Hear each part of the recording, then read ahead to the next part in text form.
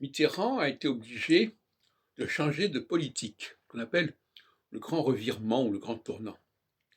Et ça tenait à le fait qu'on était en phase équinoxiale, depuis d'ailleurs un certain temps, et que le programme commun avait été élaboré en phase solsticiale en 72, au lendemain de la création d'ailleurs du Parti socialiste à Épinay.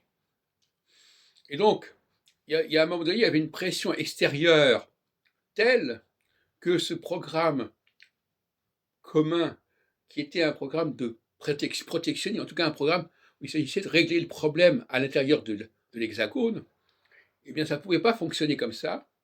Il y avait des contraintes européennes qui ont forcé Mitterrand à changer de Premier ministre, en appelant Fabius notamment, et parce qu'il y avait des problèmes d'évaluation. Moi j'ai bien connu cette période-là. J'ai perdu pas mal d'argent à cause de la dévaluation, justement. Et donc, finalement, on se retrouve aujourd'hui dans une situation assez comparable. C'est-à-dire que Israël a cru qu'il pouvait régler les problèmes en interne. Donc voilà, alors voilà, donc on va rester avec Gaza, etc., la Palestine, et que personne d'autre s'en occuperait.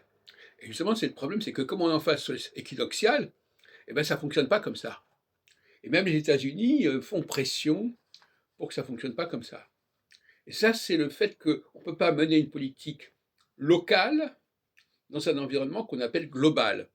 On ne peut pas mener une politique solsticiale dans un environnement qu'on peut appeler équinoxial. De la même façon, pour Poutine, c'est pareil. On ne peut pas considérer la question ukrainienne comme une question purement locale. Elle est devenue très internationale. Et ça, c'est la différence. Mais alors, là, on peut considérer la situation inverse. Il y a d'autres périodes où ce qui était international devient local. C'est-à-dire qu'il y a un basculement. Et ça, je crois que Barbeau n'a pas bien compris dans son astronomie mondiale ce problème de basculement. C'est-à-dire qu'il faut toujours savoir qu'on passe de A à B et de B à A. Donc il ne s'agit pas d'annoncer un événement, je ne sais pas, comme ça. Il s'agit de montrer qu'à un moment donné, il va y avoir un glissement, il va y avoir un shift, et les conditions qui permettaient de fonctionner pendant un certain temps de cette façon ne sont plus réunies. Soit les conditions solsticiales ne sont plus réunies parce qu'on est en équinoxial, soit les conditions équinoxiales ne sont pas réunies parce qu'on est en phase solsticiale.